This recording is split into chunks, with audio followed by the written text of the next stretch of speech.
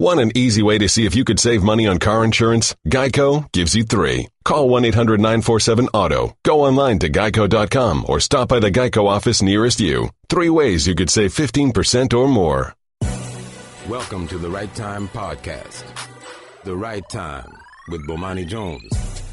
So, before the week started, the NFL week, I guess that was week 13, I had talked to Shannon about this, and I was like, yo, we got something going on that is surprising in the NFL these days, which is there was a good game at every time slot on the schedule, right? Or at least, at the very least, a game that was worth considering. Well, okay, maybe after you got past Thursday. Anyway, we wound up with, we had the Vikings and the Falcons in the early game. We had the Panthers and the Saints in the middle game. We had that Sunday night game, the Eagles and the Seahawks. And, those all turned out to be pretty good games. And then we wound up with the Steelers and the Bengals to close it out. And I'm like, it's a titanic clash of AFC North foes, right? Like, yeah, they always got beef in that division. Let's see how this goes. And I forgot, man, they always got beef. Like, what we saw last night, I felt like, was basically what happened when you have two teams that really, really, really do not like each other. It feels like a cliche to kind of throw out there, but no. These teams really, really, really don't like each other. You also have to remember that they had that game in the playoffs where all the Bengals' questionable cases melted down in one way or another at the end. Jeremy Hill fumbled. Vontaz Burfict gave Antonio Brown that concussion. And then Pac-Man Jones wound up getting into it with Joey Porter. Like, the whole thing came apart for the Bengals' whole discount bin strategy of building a roster. It all went in that way. Anyway, last night, the Steelers wound up coming out the game with that dub. But JuJu Smith-Schuster put a lick on Vontaz Burfict that is one of those licks that we typically think of Vontaz Burfict putting on somebody else, except for the fact that I didn't really see anything wrong with the block that JuJu put on Vontaz Burfict. Antonio Brown had the ball. He's cutting it over to the sideline on the right. Vontaz Burfict was there in a position to make something happen. Like, I can't say he was going to hit Antonio Brown, but I looked at it, and he seemed like a guy that somebody should probably try to block. And the homie JuJu was like, I'll go try to block him. And JuJu leveled him. Absolutely knocked his block. Shannon, is the man Burfict in what they call it, the protocol? Because that looked like a protocolian sort of hit. We don't know. I just saw my man laid out on the ground. Like, that was it. I just saw him laid out on the ground. And JuJu Smith-Schuster got suspended a game for that. George Aloka, a safety for the Bengals, he also got suspended a game for a hit that he put on Antonio Brown that looked more in line with the suspension that I thought than the hit that JuJu took. But I did think the one Aloka, he reared back and caught him. And what the NFL has on some of these is something that I find to be interesting. Like, I can see the argument that you make that Schuster did not have to hit Burfict as hard as he hit him, except for I thought this was a game that was largely based around hitting people as hard as you could. The Aloka hit, oh, no. Like, that is one straight out of the manual of things they don't want you to do anymore. Like, that one is right there, and he caught him right in the dome. And I was like, okay, I can see. I'm not terribly surprised that somebody wound up getting suspended for that one. But at the same time, if you're Aloka and you're in that position and you can't do anything to stop the dude from catching the ball, I feel like the only option you have is to make the dude drop the ball. And so what we do have in part with these player safety initiatives, and I understand the need for them, but what we do have in part is you're telling defensive players, you're just going to have to give up 7 points if you don't want to get suspended. And I'm not sure how many of those guys are really going to be willing to make that trade. There are some hits that some guys are going to manage to walk back, right? There are going to be some hits that some dudes have a chance to deliver, and then they're going to stop. That's going to happen. But I don't feel like that's one that they're ever going to be able to prevent. Now, ain't nobody going to lose their job, as Vontaz Burfict. Ain't nobody about to lose their job getting suspended for hitting people too hard. You will lose your job for giving up touchdowns.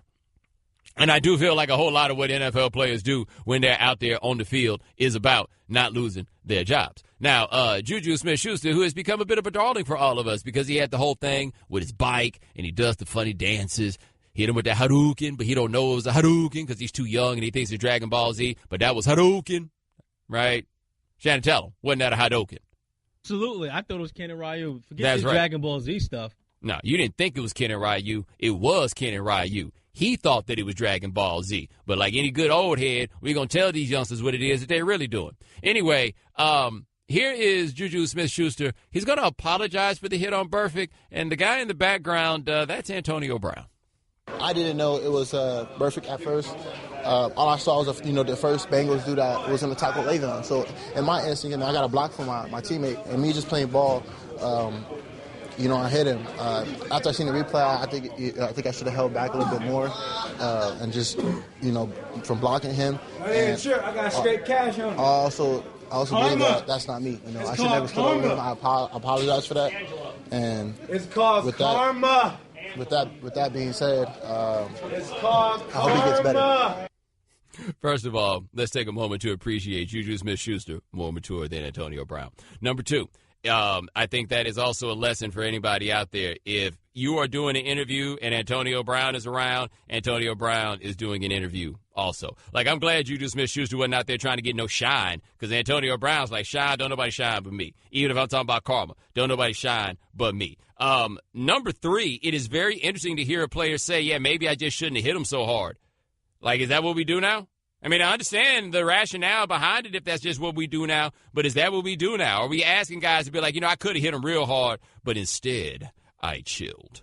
Is that where we are going with this? I am not really sure. Now, the other part of this that becomes interesting is that it's Vontaz Burfict, and no one has any sympathy for Vontaz Burfict at all. Like this, and I don't blame anybody for not having sympathy for Vontaz Burfict. Like, the Bengals made a decision with Vontaz Burfict. This dude only really knows one way to play, and the only way he knows how to play is recklessly. That's all he's got. All he knows how to do is to play recklessly, and they've made the decision that they'll make the trade for some reckless play, because if you see what happens to the defense when he's not there, these are the trades that they wind up making. But there is not a single offensive player in the league, except for maybe some who play for the Bengals, who was sad to see Vontaz Burfict laid out on the ground as they saw him. No. Like Antonio Brown doing that karma thing, one could argue that that's in a bit of poor taste, but I don't think there will be very many of Vontaz Burfict's peers who feel the same way. Anyway, Smith-Schuster has been suspended for a game for that hit that he put on Antonio Brown. If I had to guess, that's going to be a suspension that winds up being overturned. Because I am there with people who are uncomfortable with the idea that hit from JuJu Smith-Schuster gets the same suspension as Rob Gronkowski hitting somebody who was laid out on the ground and then giving that person a concussion when that play was over and Smith-Schuster really was making what most of us would term as a football play. The block didn't look illegal. Now, the standing over him part, that probably wasn't the best move for him to make, though I think he was just trying to show out for his homeboys because he was new there, and then he wound up, taking out the dude that everybody who already played for them had to despise. He already did that. But that didn't look like a suspension. And it definitely did not look as bad as what Gronk did. Like, if that is a one-game suspension, if they uphold that for JuJu, I feel like they're going to go back on Gronk and be like, good news, bad news, homie. They're going to hit him like they did Pistorius down there in South Africa. Oh, yeah. We're actually going to give you more time. Oh, here we go, Shannon. Some dork, I don't know what he called himself. Dragon Ball Z was out before Street Fighter in the 80s. Okay, fine, cool. Was it a thing when you was a kid, Shannon? Because it wasn't a thing when I was a kid. I'm sure JuJu Smith wasn't watching Dragon Ball Z in the 80s. No, he was not. I will say this. There's only two people in my mentions that's out here riding for Dragon Ball Z, and both of y'all, Off Guard and Phil, look like a pair of herbs. Although, Shannon, to be fair, I'm not sure this Phil guy looks like a herb. He actually just kind of looks like he might be a Kappa. Really? So we're going there, huh? I'm not saying that looking like a Kappa makes you look like a herb. Yeah. I'm just saying I'm looking at him in the tuxedo picture with the red vest and the red tie, and I saw an element of herb, but to be fair, it may have been Kappa, which is not the same thing as looking like a... Actually, no. He ain't got no stuff in his hair. There's no stuff in his hair. There doesn't appear to be anything else right there. But the other dude, I smell herb. Irma! 888-729-3776. That's our telephone number. Sorry, Off Guard. Actually, I'm not sure. I can't definitively say you're a herb. Except you just came out here riding for Dragon Ball Z. The Right Time with Bomani Jones.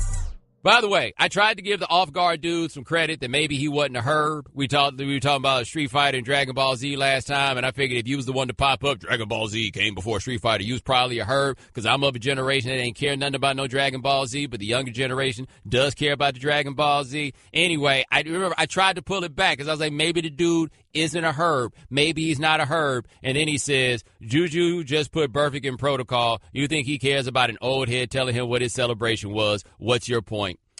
Herb. Thanks for solidifying that. Like, it ain't every day that I'm not sure of myself, but I was really in a moment right there where I wasn't sure of myself. And then you was like, no, Bomani, you were right the first time. Herb. And the answer was, of course, I was right. That's what I do. Anyway, we just got some news here that Willie Taggart is now going to be the head coach at Florida State. Taggart confirmed this to ESPN. Willie Taggart has done something very interesting, and I'm going to be curious to see how this goes now that he's at a job where you stay. Because what Taggart has done at just about every job he's had is stay long enough to clean up and then roll out to something better, which is not, he's not the only person who does that, but we have not seen him stay somewhere and build it. So he went to Western Kentucky where he played under Jack Harbaugh. Remember, Taggart is absolutely a Harbaugh guy and loudly claims himself to be a Harbaugh guy. Multiple generations of Harbaughs, by the way. He played for Jack Harbaugh at Western Kentucky. I think Jim Harbaugh recruited him to go to Western Kentucky. Like, he is a Harbaugh guy. He sees himself as a Harbaugh guy in a way that David Shaw does not see himself as a Harbaugh guy. Anyway, he goes to Western Kentucky. They have their turnaround year. He got that cracking. Boom. Parlayed that in the South Florida job. It was rough sledding early for him at South Florida. Got into that 10-2 season. Boom. Took that to Oregon. Got to Oregon where they were pretty booty last year. Boom. Got him to 7-5, and that's with the backup quarterback. Nah, you don't stick around, baby. Somebody wants to give you a chance to go somewhere better. Boom. You take it to Florida State, and now he's there. We don't know how much money they paid him to go there, but we know Oregon offered him $20 million over 5 years to stay. But if you got Oregon and you got Florida State as your options, man, you go to Florida State. You absolutely do. We've seen Oregon do it. We've seen Oregon do it a little bit. Don't get me wrong. I'm not going to act like we've never seen anybody win at Oregon. The one thing that worries me, though, is Chip was ahead of the game on a lot of the stuff that he did at Oregon, and I feel like the game in a lot of ways then caught up with him. So what's the next thing that can take Oregon to that level? You can get players to come to Oregon because they got a lot of money to spend to use on recruiting and facilities and everything else, but by and large, you're still asking those players to come from a long way away to go live somewhere. I don't know how much they like getting fresh J's, but that's really got to be the thing that you sell. Shannon, imagine that. You get recruited to go to Oregon, and you're like, but I don't really like J's. But is that even worth going in? There's actually somebody that would say that? Well, I guess there is that. I wish Oregon would recruit me right now. Now that you mention it, I go to Oregon for some J's. I'm down. I appreciate that. Oh, Shannon Offgar said he's far from Herb, Bo. Don't be mad because you got corrected. No, you're a Herb because you really care that much about Dragon Ball Z. That's why you're a Herb. Right. Not to mention, we had somebody, one of our listeners, say that for what it's worth, Street Fighter was brought to the U.S. before Dragon Ball was. So, yes. And on top of it, let's be real about this with Street Fighter. We don't care about Street Fighter 1. We care about Street Fighter 2. Street Fighter 1 was a game. Street Fighter 2 was a phenomenon. Like everything we talk about in the Street Fighter world, Street Fighter 2. That's who we are. That's where we are. It's Dragon Ball Z. I don't even know anything about no Dragon Ball Z. I just know this cat's a Herb. 888-729-3776 is our telephone number. Hit the phone, talk to Tyler in Ohio. Tyler, thanks for calling the right time. Thanks for taking my call, Bo. Yes, sir. Got a quick little analogy about Willie Taggart's career arc here. See if you agree with it. Job 1, Western Kentucky. It's like your first serious girlfriend in high school, usually like your sophomore year. Jobs 2 and 3, South Florida and Oregon. Junior, senior year, high school, freshman, so they're kind of like, the not so serious but more fun relationships. Then all of a sudden, boom, Florida State, job 4. That's the hot sorority girl you date seriously as a junior and senior. Throw that ring on it. All of a sudden, leads to a messy divorce here in about 5 years because you start messing with the Cleveland Browns, the side chick. all of a sudden, you think, oh, man, things so much better with the side chick. Got to get up out of wife number 1. You leave her as soon as the divorce is final. Side chick turns out to be crazy. You leave her. Now you got a case of herpes. So you go to job 5, which is my prediction, UCF. When it becomes vacant again, it's like your second wife. Close enough to wife number 1, just to remind you how good you used to have it.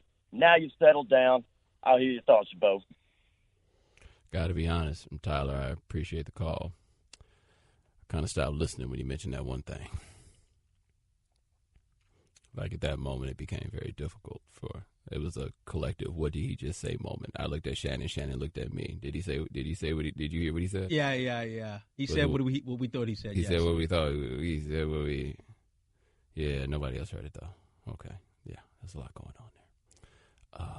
888-729-3776. That's our telephone number. Crazy thought though. By the way, Shannon, you realize this? Third time Florida State's had a coach in 43 years. Now, part of that, of course, is because Bobby Bowden was there for 1 million of them. But Jimbo kept that job for what? 8 years. Hey, Jimbo kept that job. I mean, he stuck around in that job for a while, long enough to get it done, long enough to have a full arc for him. Taggart has a retirement job. Like, maybe he has NFL aspirations, but this is a retirement job. This is one you stay in till the end. He's highly unlikely to get a better job than this one. Yeah, the last guy who had this job just left somewhere, but he took a step down. He just needed a change. And here's all you need to know about the state of college football in Florida. Mark Richt, who was hired 2 years ago at Miami, is now the longest tenured head coach among the 7 SBS teams in the state of Florida. Really? Everybody's I guess, yeah. McElwain just got turned over. Scott Frost just got turned over. Charlie just got there. Butch Davis just got there. Lane Kiffin just got there. Is that everybody? Oh, and Willie Taggart. Wow. Ain't that something? But, man, the arms race on that is wild because here's the thing that people don't understand about these other Florida schools. Like Florida State is whatever it is. Do you know how many students Central Florida has? Shannon, did you know Central Florida is the second largest school in America by population? Like only behind Arizona State? Really? Oh, yeah. All those schools are giant because Florida had this population boom, but they didn't have colleges, right? So, like, USF is, I forget how many tens of thousands of people. FIU is a zillion people that goes there. Like, these schools are huge. And they're starting to get alumni bases that want to have their own stuff. And what that means is it's about to get real in the field. The Right Time with Bomani Jones. All guests join us on the Shell Pennzoil Performance Line. Just like our next guest, he covers college basketball for us here at ESPN. His name is Jeff Goodman. All right, Jeff. So LeVar Ball has pulled LiAngelo out of UCLA. At what point do we know at what point he decided that he was going to do this? Oh, I think he just did it like spur of the moment, like calls me yesterday afternoon. I think he probably woke up yesterday morning saying like, all right, enough is enough. I'm done. We're pulling him out. I'm not even sure LiAngelo even knew he was pulling him out. Probably just, pulled him out and called LiAngelo and said, all right, you're done. Come home. Come back to Chino Hills and we're going to figure out what you're going to do next. But the crazy part is, like, okay, I'm not shocked that this happened. If you had told me before the year that LeVar is going to pull LiAngelo out December 4th or whatever it was, I would have said, no, I get it. Just how it happened, that surprised me. The shoplifting, the suspension, I thought it would be due to a lack of playing time and unrealistic expectations because LeVar told me before the season, actually told me last April, that he felt like LiAngelo would average 25 points a game. And as I said all along, I think he would have been lucky to average 10 minutes a game this year. All right, Dr. Jeff Goodman of ESPN here on the Right Time. Now, LeVar said that there was, something like a 2 to 3 month suspension and that their meal cards had been cut off. Do we know how much of that is true? Yeah. He told me the same thing yesterday. He said meal card taken away, couldn't practice, couldn't work out. I think a big part of it wasn't the meal card. It was more the fact that he couldn't work out and get better with the team. And LeVar's, listen, the one thing with him is what does he want? He wants his kids to get better and be able to play all the time. And I think he felt like LiAngelo wasn't able to really play other than, going down to the rec center or going out to the outdoor court. He couldn't really get better. So why not just have him back in Chino Hills for the time being till they find out where he will go to make money playing basketball professionally, which is going to be the next step. Now, you have talked about, you said there briefly that you thought that LiAngelo would have been lucky to get 10 minutes a game here, but what do you think the ceiling is for him as a basketball player? I mean, he averaged 35 a game. So it's funny, Bomani. Everybody who's talking right now about, NBA guys saying that he's this or that or isn't good enough. Just so you know, no NBA player, I believe, has ever seen LiAngelo play in person. None. Zero. Now, again, they're right when they're telling people, his sources, that he's not an NBA player. I mean, I've seen this kid play 20 times. You talk to anybody else who's seen him play, they'll tell you the same thing. Like, he can shoot it. He's big, he's strong, he can shoot it. He can't guard, he can't put it on the floor. I think his ceiling, I think he could be a good overseas player. I think he could, in time, could be a good overseas player. I think he's coachable. He's got a very similar personality as Lonzo. Not a lot of emotion. but will take coaching well. Yes, sir. No, sir. That's why it surprised me, to be honest. The shoplifting overseas kind of surprised me because, again, he from being around him enough, he's very quiet, unassuming, doesn't want attention. A lot of the same characteristics that Lonzo has as a kid. All right, John, the Jeff Goodman of ESPN here on the Right Time. Now, is this a win for Steve Alford, getting LeVar and LiAngleo out of his hair?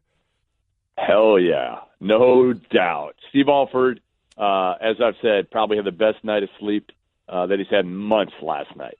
And he gets to wash his hands with and it's twofold, right? All right, so he doesn't have to worry about LiAngleo, who is going to be a role player.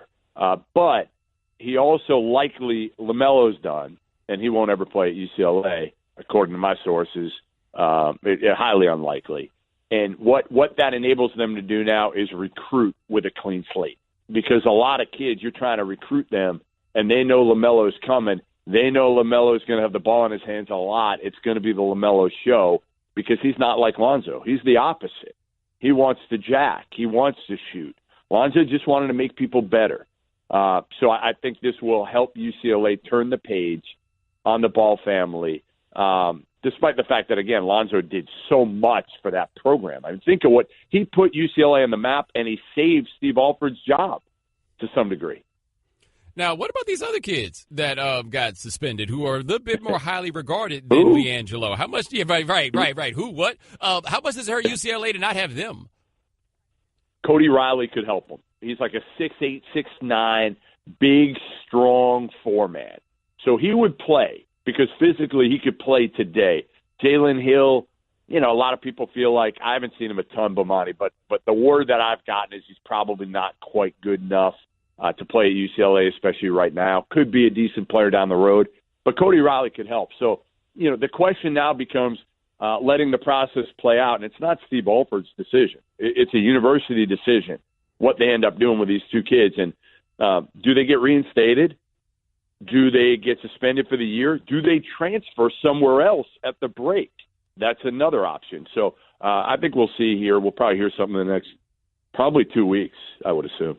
All right, we're talking to Jeff Goodman of ESPN here on the Right Time. Now, for LeVar, what do you think the end game is for this? Is this just to get these kids in the best position to play ball? Yeah, I mean, the end game is have them all three in the Lakers organization. Clear, that is clearly the end game for him is having all three. I think even for one game, all three on the court together for the Lakers. I mean, imagine LeVar after that game, what he would be like. And again, Lonzo's done it. Melo, the jury's out. I mean, he's talented. He is talented, but he's still got a long way to go.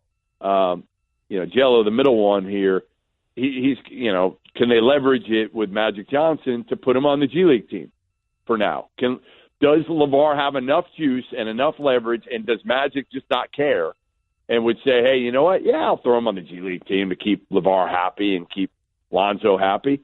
Put him in as a 13th man. All right, Dr. Jeff Goodman of ESPN here on the Right Time. While I got you, I want to talk a little bit about college basketball. I have not watched that much. I watched Marvin Bagley play the other night, though. Who's supposed to guard him? Oh, my God. And everybody – so I'm at the Celtics game last night, and a couple fans asked me, they're like, who does Bagley compare to? And I'm like, I don't know, because he's a four-man, but he's super athletic and strong and plays hard, and he's not the most skilled dude in the world. The name that I think somebody else came up with, it might have been Mike DeCourcy, threw it out there. He's similar in his skill set to James Worthy. Really athletic. Again, Worthy played hard, high-flying like Bagley, tough, not the most skilled guy. I think they're similar in a lot of their characteristics, but Bagley's bigger. Bagley's 6'10", 240. And high school kids were supposed to guard him this year. No, imagine that. I mean, seriously. And here's the craziest thing, Bomani. Do you know what his team was last year on the AAU circuit, the EYBL Nike circuit? Take a guess what his team's record was. I mean, I would think something in 2-14. Wow. How about that? They were horrible. They had to actually the Peach Jam put them in, even though they didn't earn a spot just because he's Marvin Bagley. So they're like, all right, you can go 0-40. we're going to put you in your team in. That's what they did. They just gave him like here you go, like a pity, you're in just because we want you in. But he lost a lot, and I was talking to his dad about that, who's from Durham, North Carolina, by the way, and he said he thinks that helped Marvin now. That taste of losing he had in his mouth has really kind of gotten him more focused and really helped him so far at Duke. But he's been maybe the best player in the country. Another guy that nobody's talked about, Trae Young, a freshman at Oklahoma. You got to watch him, everybody. Got to watch this kid. Hey, he's man, like 6'1", unlimited range. Like I'm not comparing him to Steph Curry, but he could shoot it from 35, no problem. He's averaging 29 points and about 9 assists. And that's the one we're going to check. Now, that is Jeff Goodman. Check him out covering basketball on all levels for us here at ESPN. Thanks so much, my man. I appreciate it. Anytime, man. I'll talk to you soon. Computer, execute 12.4p operation. Optimizing algorithm. Running encryption packet alpha 990. Oh, I don't feel so good. What is it, computer? Is it hot in here? It feels hot in here. I feel a little clammy. I should lie down or something. A computer with a virus? Surprising. What's not surprising? How much you could save by switching to Geico. Those oysters Rockefeller were a mistake. Geico. 15 minutes could save you 15% or more. The Right Time with Bomani Jones. We got caught up in the whole Dragon Ball Z Street Fighter thing. I don't even know if it's a real competition, but I feel like it tells you who you are if you think whichever one you think of. Either way, what's the poll question, Shannon? Make it plain and simple. Street Fighter 2 or Dragon Ball Z. Boom. There you go. ESPN Radio Twitter account. There you go. Give your answer. Now, by the way, we also had somebody hit us up, and he asked us, $1 in your pocket, $1,000 if you win. What Street Fighter 2 character are you taking? I say I am probably going with the homie Ryu, either Ryu or Ken, because they got 3 moves. You know what I'm saying? Ain't that many cats got 3 moves. They got 3 moves. Shannon, who you going with? Have the stipulations in place. So this is not championship edition, so we can't play with Bison, Sagat, Balrog, or Vega. So it's just the traditional characters, correct? Yes. All right. Although playing with Ken and Ryu were my favorites. It's Ryu in Texas. His real name is Ryu, but we call him Ryu. It's yes. Ryu everywhere. Although those were my favorites, if I have to win a tournament, I'm playing with Chun-Li. She ain't got the power, man. But she got the versatility, and if I need to beat Vega, she can jump off walls and she can move fast enough to beat Vega. I just can't do that. I just can't do that with Ken or Ryu.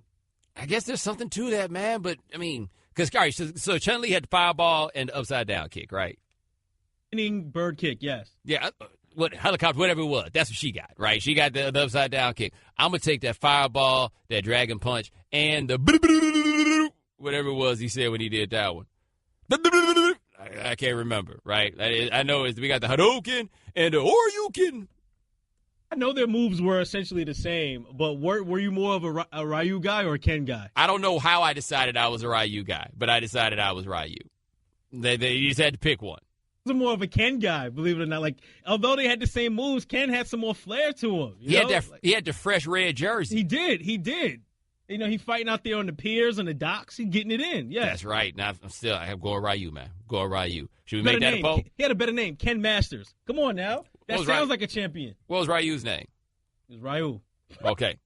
There you go. We just going to keep on calling here Ryu. We're just going to keep on doing it. 888-729-3776. That's our telephone number. Switching gears, Derwin James, probably a first-round pick at Florida State. He decided that he is not going to go to Florida State's bowl game. He is going to prepare for the NFL. And I know that all kinds of people have different levels of opinions when it comes to these cats and now skipping out on the bowl games. And I have a feeling that people's opinions of this will be swayed by the fact that Florida State was going to the Independence Bowl in Shreveport, and wouldn't none of y'all want to go to that damn bowl either. What year was that, Shannon? Was it 2010 or 2011 when Dante Page, Boston, North Carolina, got sent home because he sent those tweets about how miserable he was in Shreveport? And now that means I have to take Derwin James off my list of Florida State players most likely to send angry tweets about being in Shreveport. Like, I think Derwin James is the first name that people have brought up, but I was like, man, Derwin James ain't going to that game. Under no circumstances, Derwin James even bothering to show up to Shreveport. Once he looked up and saw that was what it was, we going, where? No, we ain't going. Y'all can go to Shreveport. But for what? Can you imagine how horrible it would be to be Derwin James if you were laying on the field and you blew out your knee and your whole career flashed before your eyes before it even started? Except it's not just flashing before your eyes. It's flashing before your eyes in Shreveport. This too in reference to James, you know, he's coming off a torn meniscus from last year. That's right. From last season, so He's in no position here to risk that playing in the game on a team that went 6-6 in Shreveport. He is the rarest prospect, by the way, right? A dude that, well, if it doesn't work out for you being like a free safety type, maybe you could be a middle linebacker.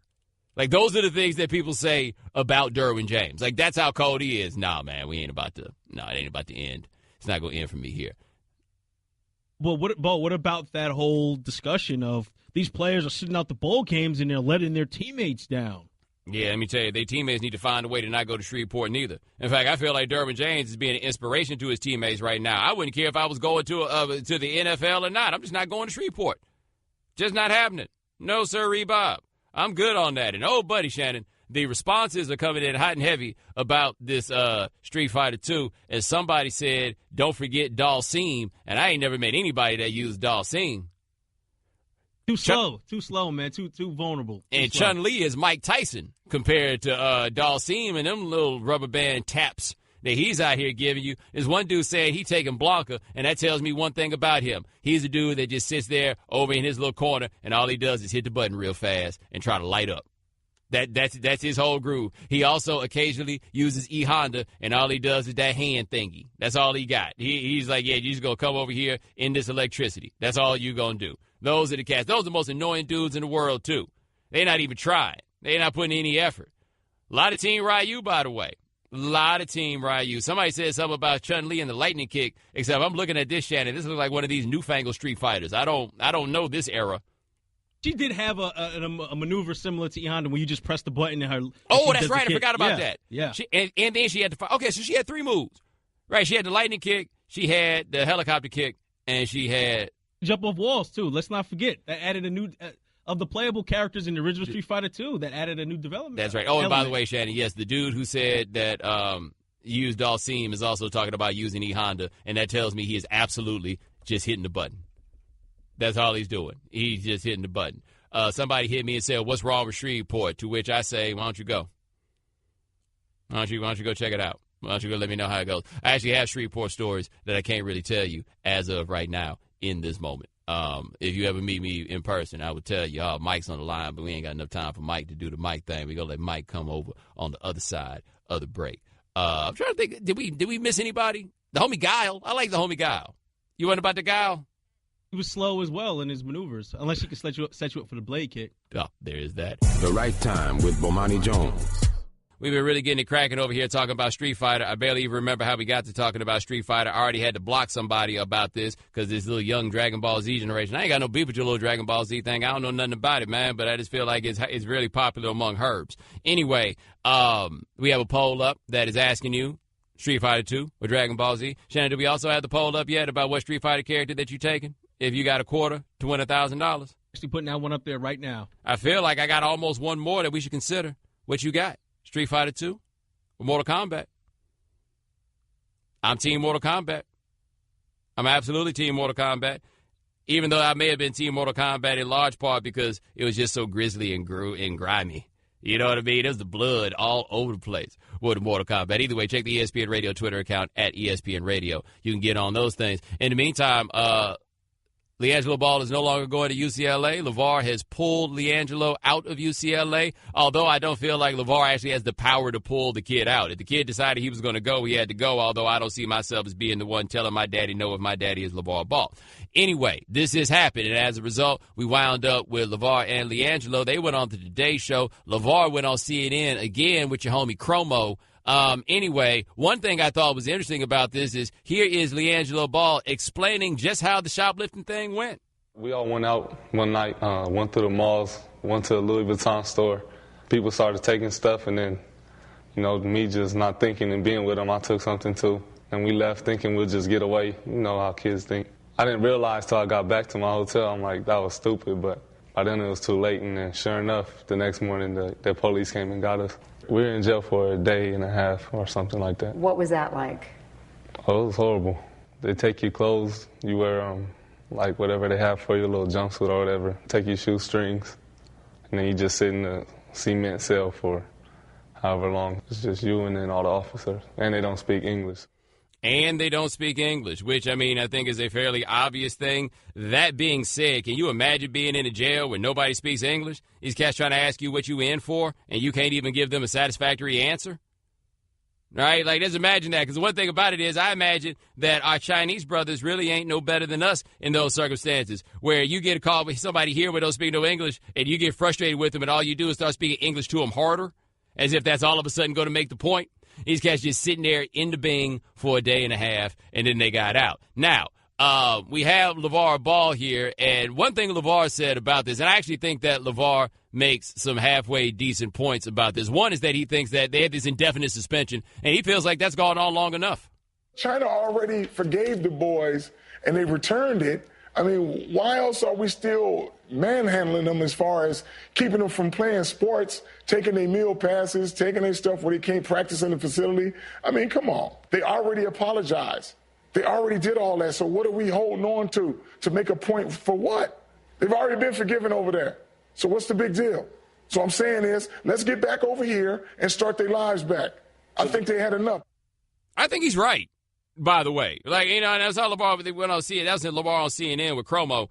And the reason I think LeVar is right on this one is when he said the thing about cutting off their meal cards, what exactly, like, what is UCLA trying to accomplish on that one? Like, I don't know the backgrounds of those other kids. Like, I imagine that LiAngleo was able to get his grub on just fine under those circumstances. But if you were dealing with a kid who came up and didn't have no cash, because I think a lot of us forget not everybody can call their parents and ask for money while they're in college, how you going to take, like, what's the point of taking away the meal pass? That, I feel like, is a level of punishment that is going way too far and is unnecessary and doesn't do anything to drive home the point. Like, if your thing is that you want to make sure that they've learned their lesson, I honestly believe a day and a half in a Chinese jail is the lesson learner.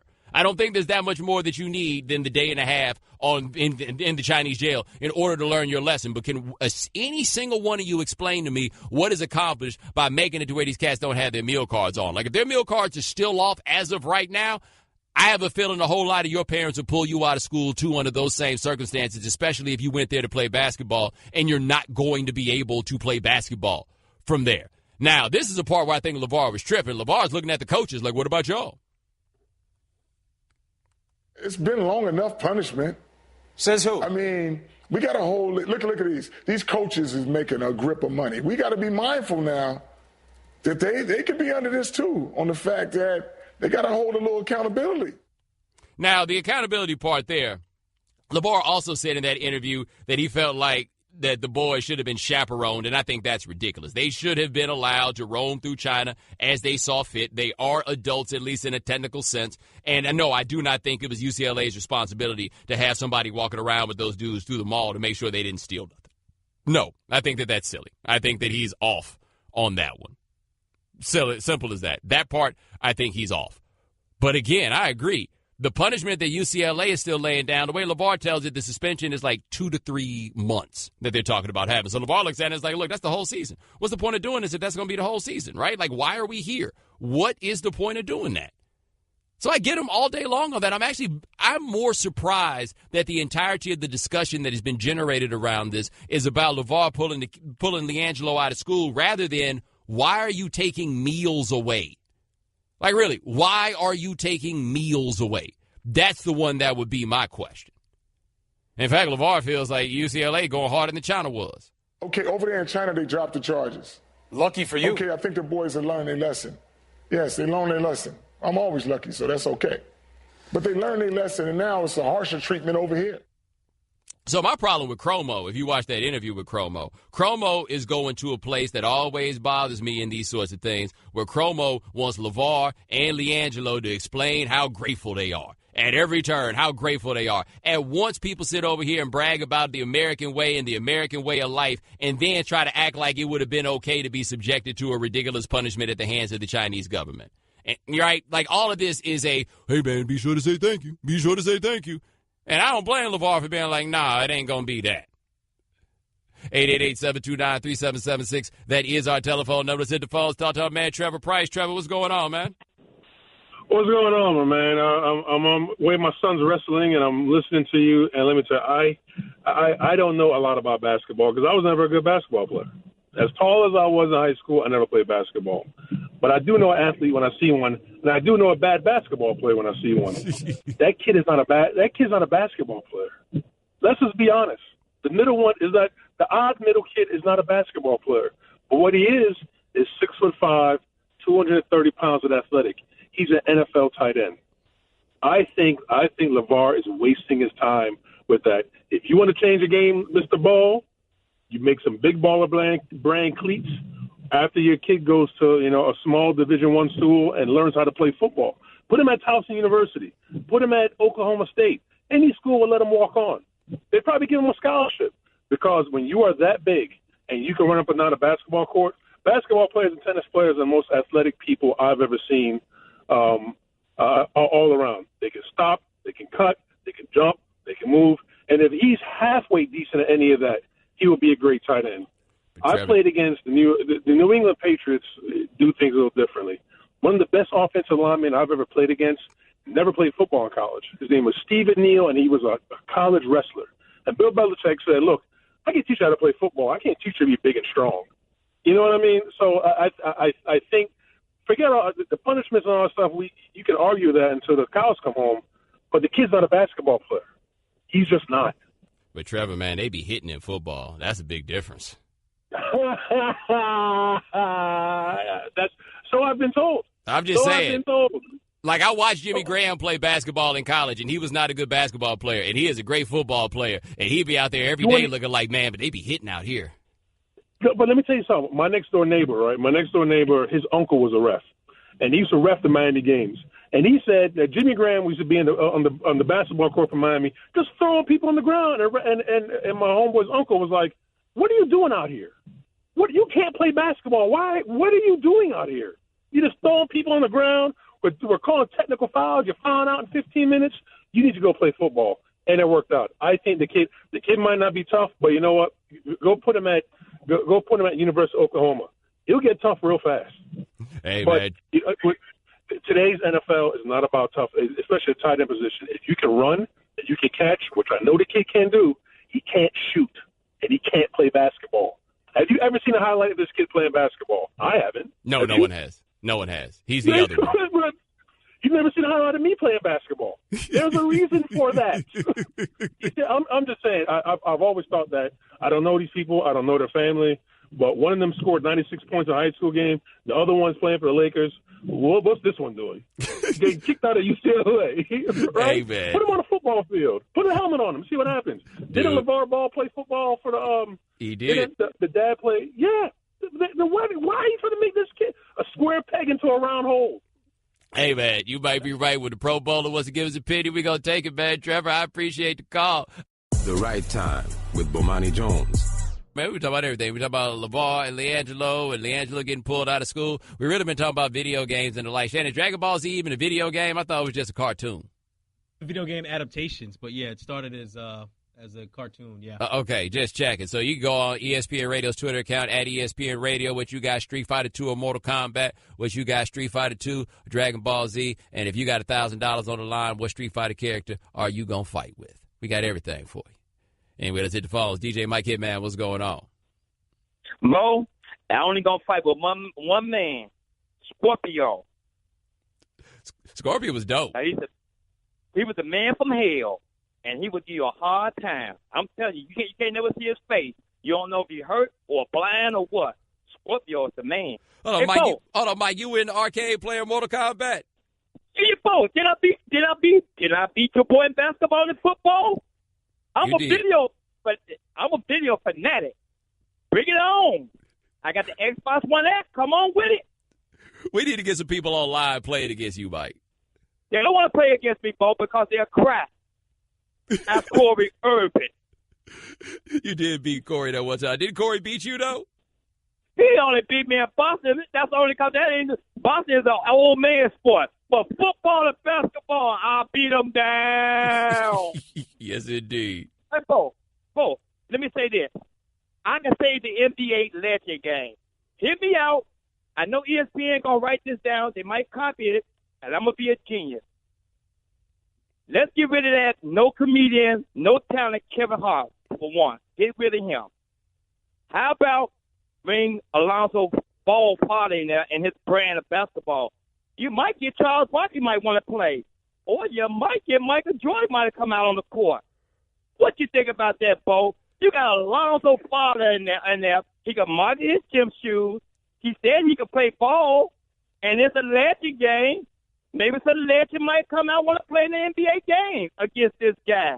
What a market genius that would be for ESPN on ABC. Well, what do you think about that? I have to say, Mike, I absolutely love this idea. Just have LeVar out there and get Michael Jordan around and have LeVar say something crazy to Mike. The next thing you know, Mike going to rip off them big old jeans and have some shorts on underneath it and then hoop up LeVar Ball. And Charles Barkley will actually come out there, too, Bo. Oh, this would be is this father listen to this? You can market your gym shoes, you can bring them on the court, and you can bring yourself on the court. And it's only a 11 game. You can take Kevin Hart, who can't play no way, and take his roster spot. There you go, Bo. Have a good one. All right, Mike. Although I'd have to say, I don't think that's enough to get Charles Barkley to play basketball. I don't know what it would take to get Charles Barkley out there working up a sweat. Shannon, what do you think it would take to get Charles Barkley out there to play? More than that anyone is available to. But right, I do have a question for you, Bo. Do you still think Michael Jordan wears his basketball shorts under his jeans to this day, like right now? It wouldn't shock me because he's always ready. Michael Jordan is always ready for somebody to say something to him. Always ready for somebody to say something to him. Somebody named D. Shannon got in the mentions and said, that old fool got the games mixed up. How much would you pay to see that dude call Mike hit bad an old fool to his face? Yeah, good luck with that. Yeah. I'm about to say, Mike don't roll alone. Them cats around Mike. Well, Darnell's got a smile on his face. Good game does not.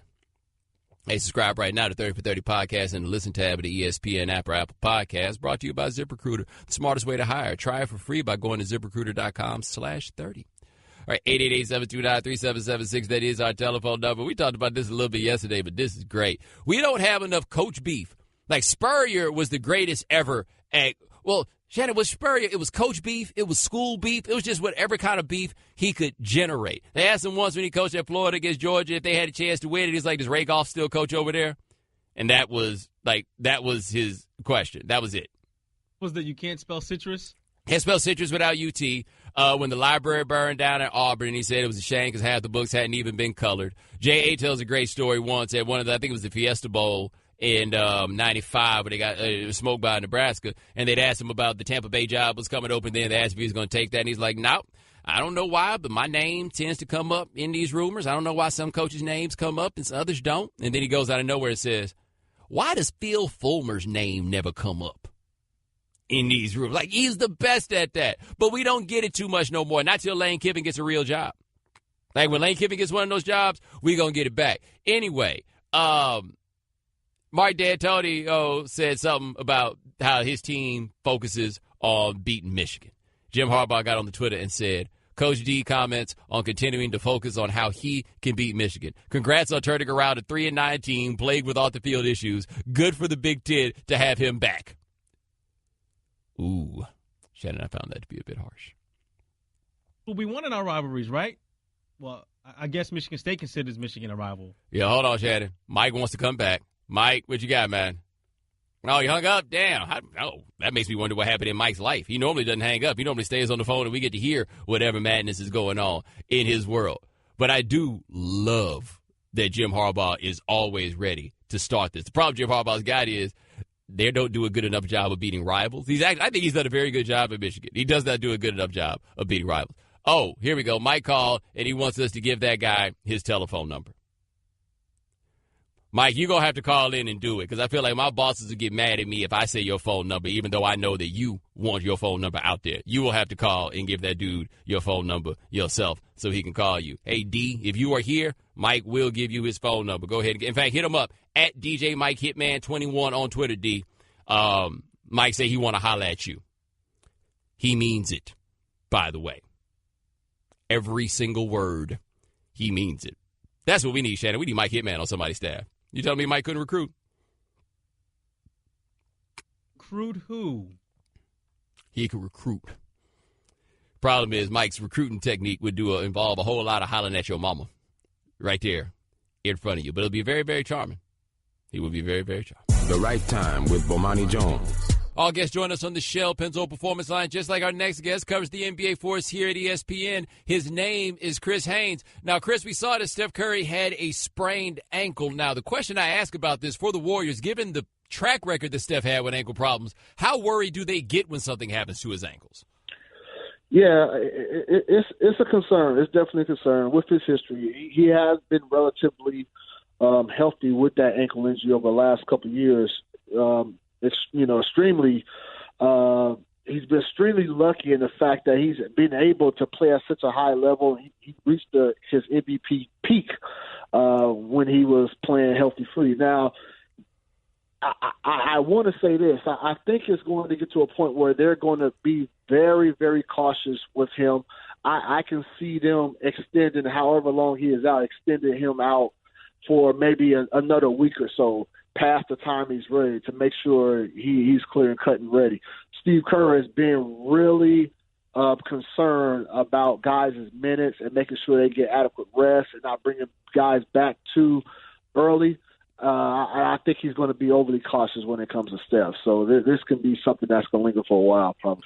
Now, with Steph's game, something interesting that's happening this year is he's not shooting badly from three-point range, but he's not shooting anywhere near like we expect from Steph Curry, but he's been great from two-point range, shooting well over 50% inside the arc. So what's different this year with the way he's playing? I don't know, Bo. I've asked him about that, and, the response he gives me is like, wow, people are complaining because I'm shooting 37% from three. And I think it just shows how much he has set the bar in shooting at such a high clip. 37% is definitely not anything to sneeze about. I can't blame it on his hand. He injured his hand. He's been playing with that hand injury for the last 4 games. That's definitely affected his shooting. He still hasn't quite gotten used to playing with that wrap around his hand.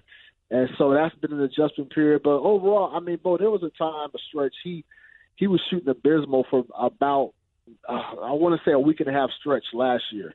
And I believe he went like 0 for 11 and shooting and from threes against the Lakers last year. And he ended up, when it was all said and done, the average ended up, evening out.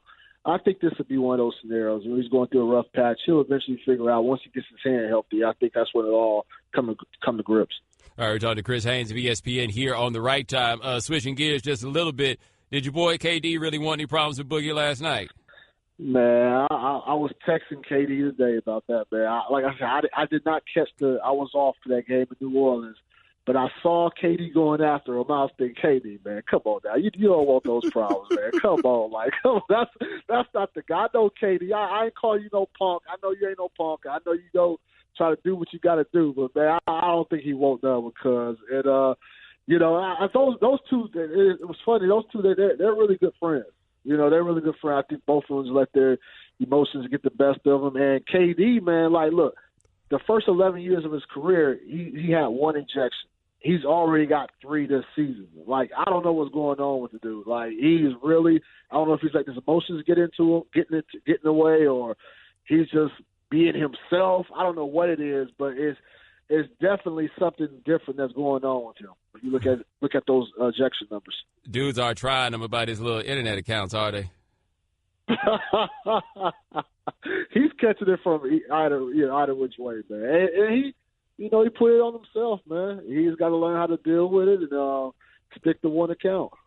We're talking to Chris Haynes of ESPN here on The Right Time. Now, overall with the Warriors, what's your take been on the team so far this year? Because I feel like we're almost at the point where we're taking them for granted, but Houston looks like a legit contender for the top of the West.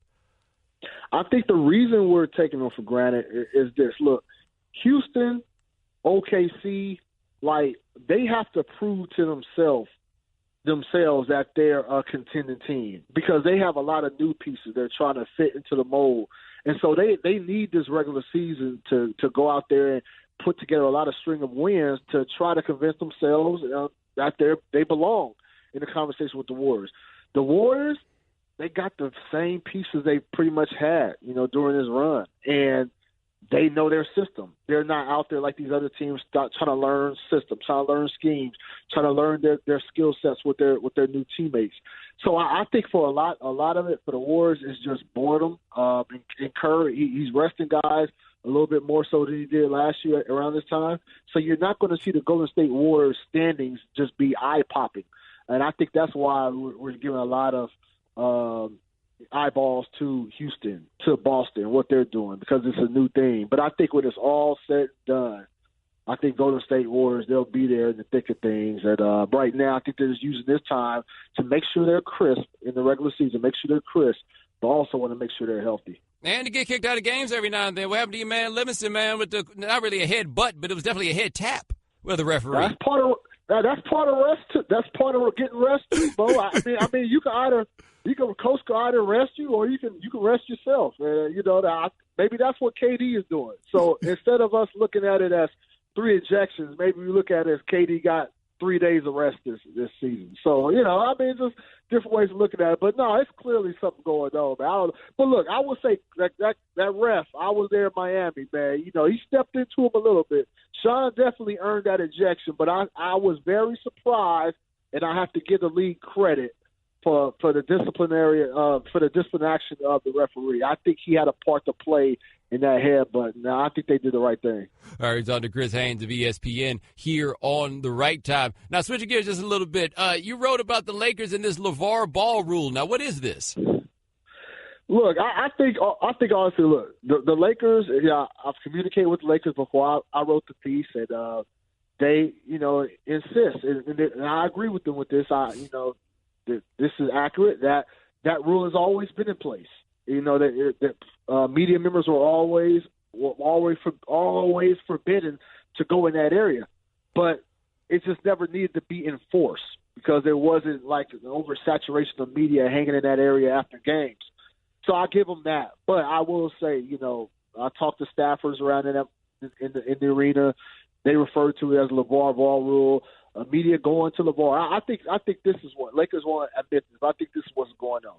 No, they're not going to be able to stop LeVar Ball from talking. That's clearly. I mean, we've seen that this morning and last night. LeVar Ball makes his rounds, but I think it gives them a little bit of time in between to where if you're going to hear from him, you probably hear from him the next day, opposed to hearing from him right after a game, because typically the teams like the players and the coaches to set the narrative for after a game. Whether it's a loss, the coach may say, hey, we just didn't compete on the defensive end. The players kind of echo that sentiment, and that becomes the theme of the day.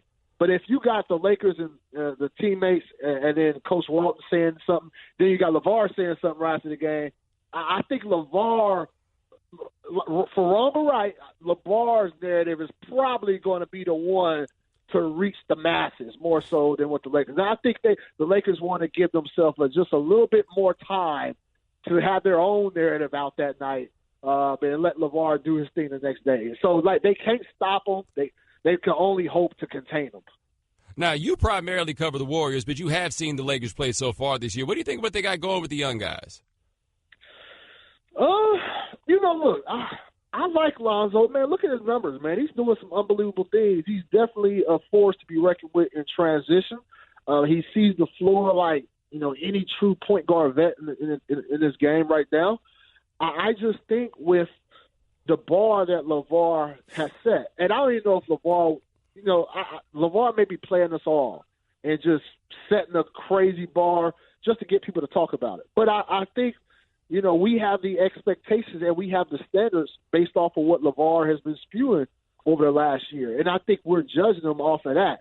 But if you look at his numbers, man, even for a number 2 pick, yes, his jumper is not the prettiest and it's not going in, but look at his all-around game. He's not a bum.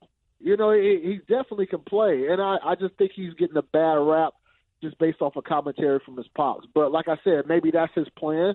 And I guess from business-wise, maybe it's doing good for him. But I like that team. I think Julius Randle is emerging as a reserve guy.